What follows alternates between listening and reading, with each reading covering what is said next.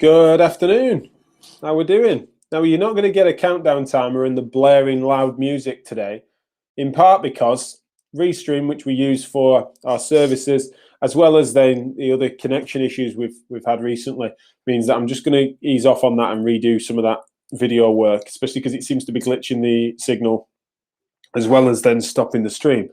Apologies for yesterday's show. For those that tried to tune in to Tom Flanagan's guest hosting, he had that issue whereby the video jammed up the system and the stream, and so then the show didn't go to air. I don't think he noticed either. I think he therefore delivered probably what is the best show we could have done, but to no one. So apologies to Tom, apologies to you guys if you tried to tune in, but hopefully this one's working. Do let me know if so, because there's been a few glitches more recently, and we're trying to put them right. But one of the things I can do for the time being is just not play the videos. Today I've got a great show planned for you. We're working to try to get... we've been working to get this episode together with Rushabh Savla. I've probably mispronounced that, but he'll put me right, no doubt, if he joins me shortly. He should be with us soon. And he's been really patient with me because we were trying to do it last week, but I ended up a bit double booked.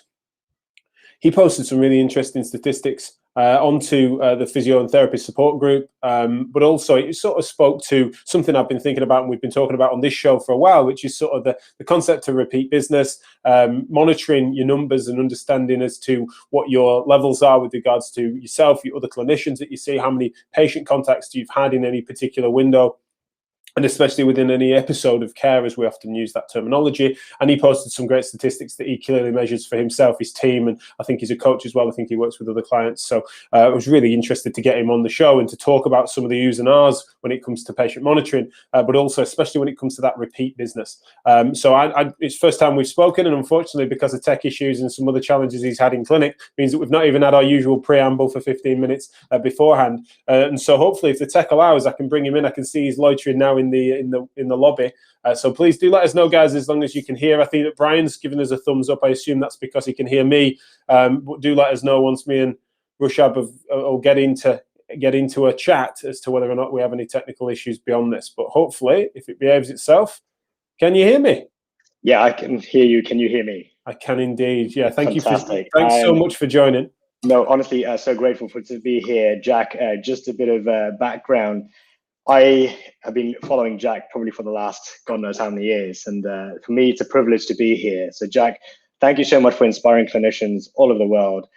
My friend Martin in Kenya, where I'm from, all of us have known sort of the amount of amazing work you're doing over the years. So I'm actually finding it's my honor to kind of be on here and have a chat to you, and something I'm passionate about, which is talking about numbers and talking about sort of why profitability in the physiotherapy business is we're plagued by it, because we're scared to talk money and we're scared to talk numbers. But yeah, thank you so much for getting me on. So yeah.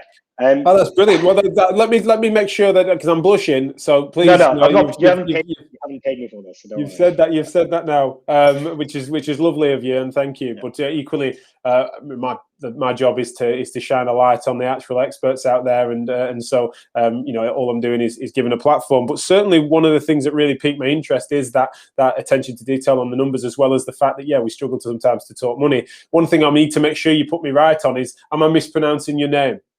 Everyone calls you Rush, so it's the simplest way. Thank you, Rush. Brilliant. We'll go with that then. That's great. So fine. Yeah, apologies if I managed to mess it up, but let's go with Rush. So jump in. Obviously, I hooked you from a comments section, didn't I? Let's start with that then. So what were you posting, and what do you feel that data tells us? Yeah. So Clinico, Joel from Clinico, I know very well. And he's basically the behind Clinico, essentially. He's the guy who created it. Right. What they have come back with is metrics we can measure. Now, you and I both know, or anyone who's watching this, if anything needs to be measured, you need a metric for it. And what he's looking at is patient visit average, so the amount of times a patient will come in to your clinic. And then he's looking at a rebooking percentage. So it's basically how important is your client to you, and how often are you getting them booked in. And then I think there's some other sort of metrics that people don't realize, but Clinico is able to sort of provide you with.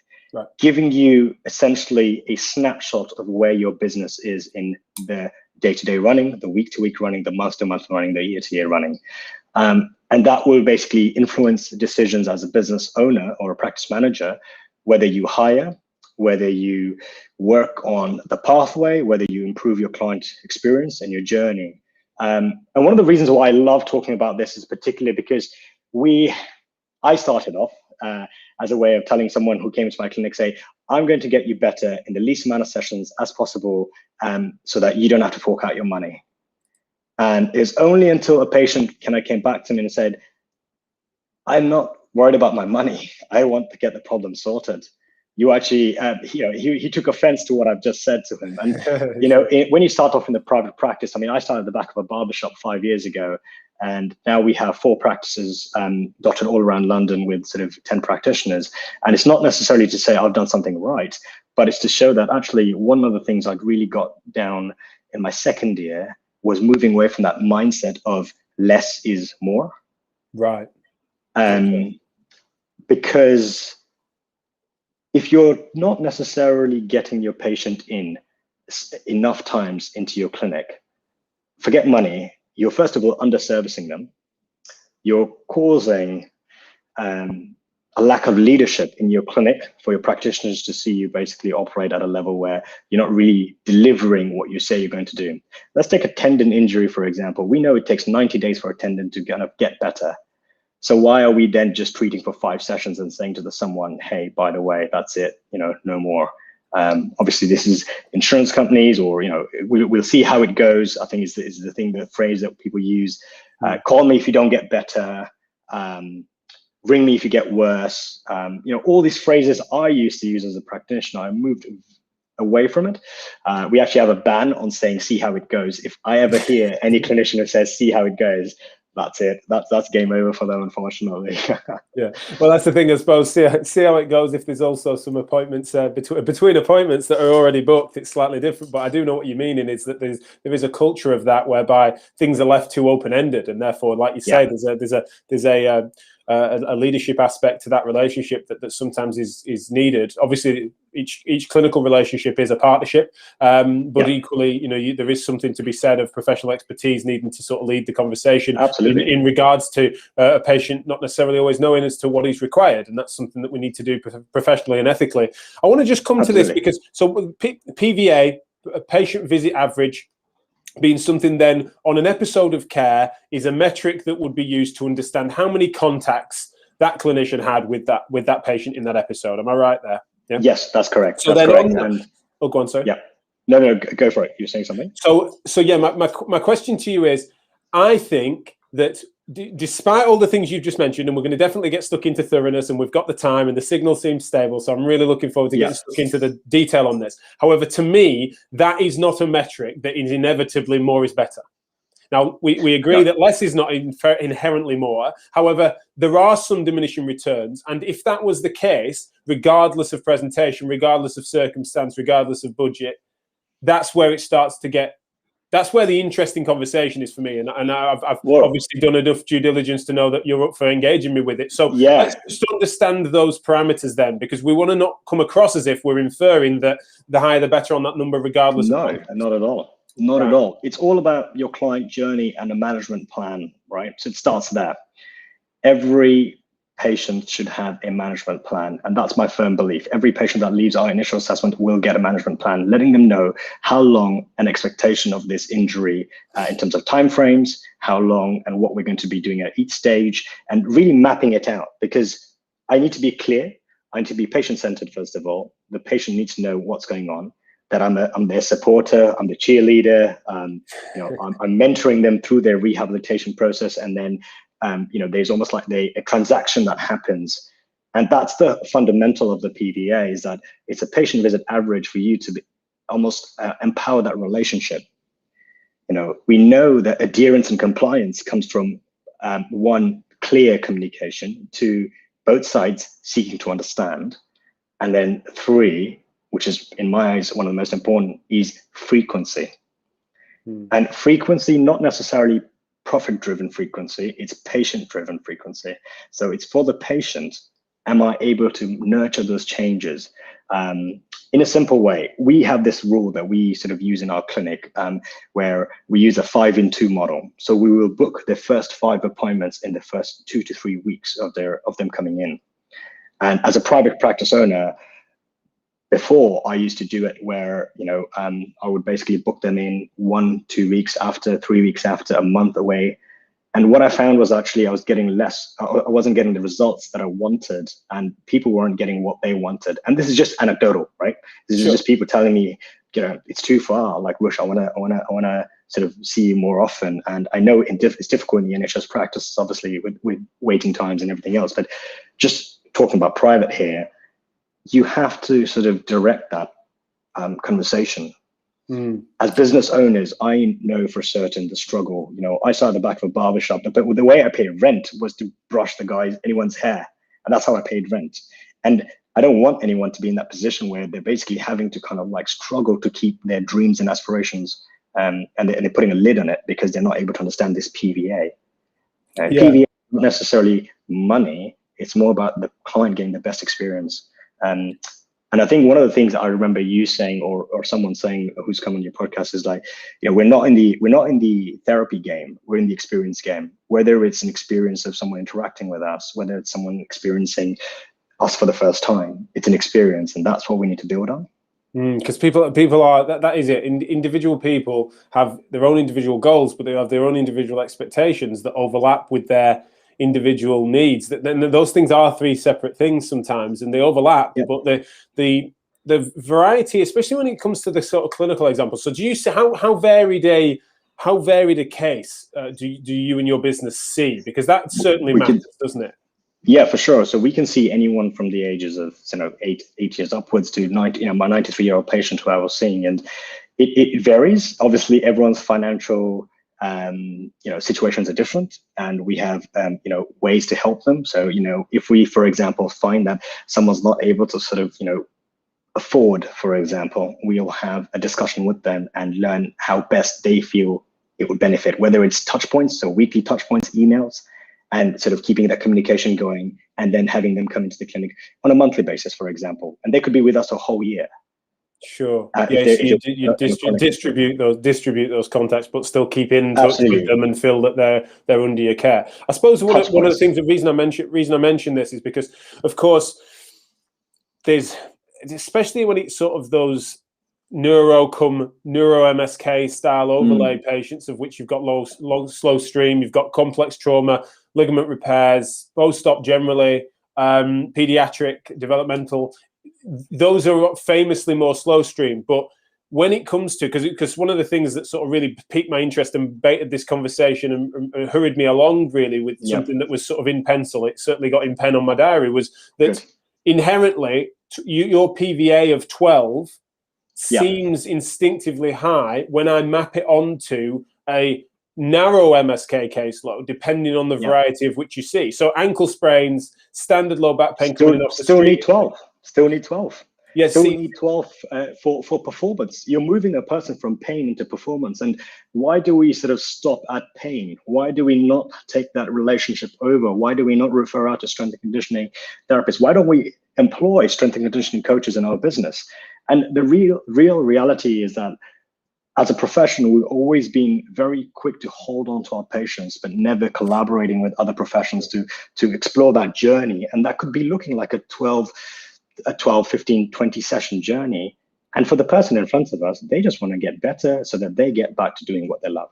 But that's a relevant distinction, isn't it? That there's a thoroughness of service that means that you're not just wash, rinse, repeating over the course of 12 to 15 sessions. No. That's the thing that I wanted to hone in on, because, of course, there's no inherent aversion for me to do that. It's just that let's just take it back to you or I. It's funny because, my analogy I always use is room above a hairdresser, because it's where we first had any rented space. Amazing. So, but that person, that sole practitioner, if they were to, without an extension of skill set or without diversifying their service offering, if they were to then transpose what we're talking about onto their existing care model, then to some degree, that could be constituting just over treatment generically. And that would be sort of that wash, rinse, repeating. Now, do you disagree with that? I disagree with that, because we look at rebooking as a dirty word, right? We consider it as a sales pitch. We're now sort of bordering, we think we're basically like that sleazy salesman.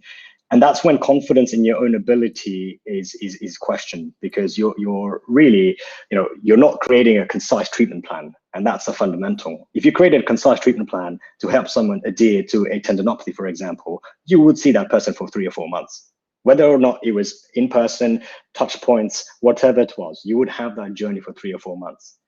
And the problem is that we've basically moved away from that. So this is all clinical backed data that we're doing, right? It's not that we want them for 12 sessions. It's because a journey in tendinopathy will take that long.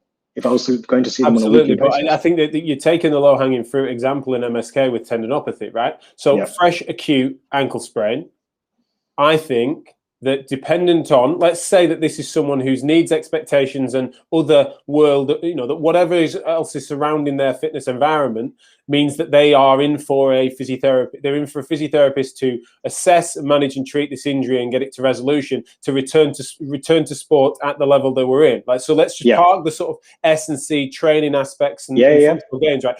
I think that in that instance, are you doubling down on the fact that that is something that you would not be concerned at 15 contacts? So what we would probably do at that stage is look at outcomes, right? What are they coming in with? What are they leaving with? And if they're at that point where, say, in 10 sessions or in 8 sessions, they've met their outcomes and they've met that specific return to play, whatever it is, fine, they can stop at 8. I think the problem here is that we're looking at lack of empathy, lack of authenticity, and lack of conviction in clinicians not being able to deliver those 12 sessions or take it to that level where we're delivering value. One of the things that Gary Vee says, and I'm a massive fan of Gary Vee, is jab, jab, jab, punch, or jab, jab, hook, and it's all about sort of delivering that. I obviously understand, but why do we have to think from the patient's wallet? And that's what I used to do. I used to think from a patient's perspective when it comes to finances. And the whole topic over here today is obviously looking at 12 PVAs, looking at a rebooking percentage above 95%. But then we have raving fans about of our clinic that are willing to share. I don't have to spend on marketing. I don't do Facebook ads. I don't do any Google ads. I don't do any SEO. Because all I've done is just made sure that my client gets the best level of care possible. And when they do, and when they get results, they're bound to ask people to come in. I think one of the things because I suppose, because I know your instincts are such that, and you're absolutely right. There's an allergy to money. There's sometimes that it's not up to you to understand your individual patient's finances, and if you did, then you're overreaching, right? So all those instincts that you have, I think it's right, and it's definitely smart for us to be announcing that, right? But between me and you now in this conversation, that ain't me, right? So I'm not that. Those aren't the mistakes I'm making when I'm challenging this point. In that, I think that there is a circumstance that can be described of which the notions that you're describing, in where a clinician is being trained, especially a clinician under your banner, is being trained to have the esteem related issue, inviting them to understand that they can offer more to their community, to their patients. You've got more to offer than you're realizing. You're putting a ceiling too low on what you can do to deliver care for these patients, right? I get all that. But what I'm meaning is that there is a line in which sometimes that can become over-elevated. There's no reason why an ego can't exist whereby a therapist is perceiving that they're not just wanted, but they're needed, associated and attached to that person, which done badly can de-incentivize and demoralize patients and make them passive recipients. Absolutely. And this is the reason, equilibrium, finding that balance, right? And what is the number one complaint of clinicians nowadays is the team. The attrition rate is quite high in the private sector unless you've built a really solid team and a culture. And one of the things as a business owner is profitability. Now, obviously that comes with ethics, that comes with being moral, that comes with a code of values that you subscribe to and every clinician under you subscribes to, right? For us, it's caring and knowing that care we can overreach sometimes. And there have been instances where we over-delivered sessions and I personally I've actually paid people back. I was like, sorry, mate, didn't need that. Actually, we don't really need to see you. You can either keep it on credit on our file or here's your money back. And you have to understand that we are actually, we're so focused on delivering the best level of care that inevitably you will need time.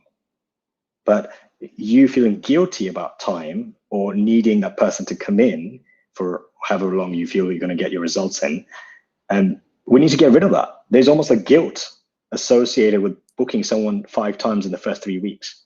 Right? There's almost a sense of, with experience comes you become a better prognosticator. But I suppose you don't want to. It's a fine line, and you're right. Of course, the equilibrium is the right way of phrasing it. But it's kind of that you've got a challenge where a prognosis can't be made inevitable because you're preempting something in such a way that then that gets baked in as being the future, right? You're right in the future and therefore moving the patient in keeping with that. But still, there's certain circumstances where you anticipate it, saying, unless something really surprises us both, this is the likely journey. And that's why, you're right to use tendinopathy as an example. And I suppose in my example with an ankle sprain is that, this is our likely environment. One thing that I feel is slightly different at the moment, especially in our clinic in the COVID era and stuff. And I came from set up Choose Health as a consultancy business, of which then it was very different on PVA because it was front-loaded sessions working with other therapists, coaches, and players on a sports basis. It's slightly different, but from that means that I'm still fine with a low PVA within a physiotherapy service if they're being moved in within the business distributes that care differently. We've got membership features, we've got it blurs into S&C, it blurs into performance screening, etc. But I suppose what I would just wanting to make sure I flag is that thoroughness is inherent to the higher numbers when it comes to an average. So done badly, if you don't have the thoroughness and you're not driving people to measurable outcomes, it's not just, these aren't just business metrics. They're completely weaved into appropriate proms and prems, I imagine. Yeah. Yes, absolutely. And this is the thing, the number one thing that we pride ourselves is obviously we've got so much data that we can collect and showcase for it. I know there's a lot of sort of, I don't know if you know, but on your Facebook, I'm sure there's tons of advertisements of get rich quick with a practice that you own and a private practice. And we can talk about, health coaches. I think one of you, was it, I think last week or the week Monday before? We did the Monday, that's it. I haven't yet caught up with it, but I'm sure it's going to be an eye-opener for me, especially. One thing I couldn't do, the reason why I set up my business and the way I'm doing things is because I really want to care for the person in front of me. And I'm going to try my damn hardest to basically get to that stage where I feel that person's had the adequate amount of care and then the ownership, and they take on accountability and they take on basically charge of their health. Now, where the problem lies is that we're so hell-bent as health professionals to invest in our knowledge, to sort of keep developing, to get to that sort of top level and then charge big bucks, and we think that's how we're going to retire. And if you're leading a team or a business, that's never going to happen. It's all about connection. Can you connect to the person in front of you? What do you need for that? You need time, you need transparency, you need humility and honesty. And if you can combine these 4 things, that's where you'll be able to actually see them for longer, for the amount of time that they need to be seen, and then get them results, and then leave them knowing that you've done ethically the right thing. And let's stop this guilt in our profession, man. Like I'm hell-bound on basically destroy, when you go and see, I have friends who are bankers. I have friends who are basically guys who are in industries where you look at the amount of work they do and you look at the amount of pay that they get and you think, hold on. We're the ones that are wearing guilt and they're not. You just feel a bit imbalanced. And we're looking at it, and we've been dictated by, obviously, I don't want to start this other topic about insurance companies, but we've been dictated by all these companies and almost the system that we all grew up, which is the lovely NHS system, which I love to bits. But it's a shame we can still look after our patients, but there could be more touch points, perhaps. One of the reasons why I left was I couldn't innovate. I couldn't get more frequency with my patient, even though I knew that's exactly what they needed, because that's how I was going to support them. And maybe not even with my clinical data or my clinical knowledge, but more of like a cheerleader, like a sounding board, like a mentor, someone who's actually just rehabilitating, and I'm their advisor. And that's all I wanted to be. I think that's a really good point. Sorry to interrupt there, Rush. But I recognize myself in that to some extent. I was very fortunate later on in my NHS career to work under services and APP, which were very, very innovative. And so I actually went back in to that. So I'm certainly not reflecting on those times, but it's more that what you're describing in terms of that inability to innovate, the thoroughness, the evidence was pointing towards person-centered care and to be more thoroughly involved in people's lives and to while still appropriately and professionally, then offer that point of reference and contact to be their trusted advisor within that injury and to coach them through towards functional fitness.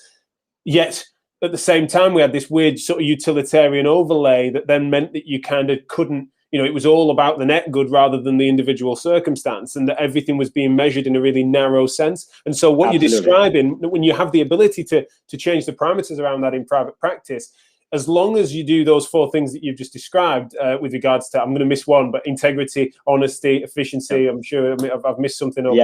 Transparency. But the things that you're describing, and I think the reason, especially for me as a commentator, I end up having this, despite, it's plenty of agreement here, in fact, most, if not all of it, but it's just that I end up as a commentator flagging the fact that people can speak this language without the integrity, honesty, transparency. And so like you can train yourself to then just develop the customer is always right? I'm just going to develop this enormous toolkit of gadgets, gizmos, and essentially they run a spa rush. And even if I always am in disputes about what percentage of any profession or industry that is. And some people feel it's more fringe, I should talk about it less. Other people think they paint with a really broad brush and infer that the private sector is riddled with it.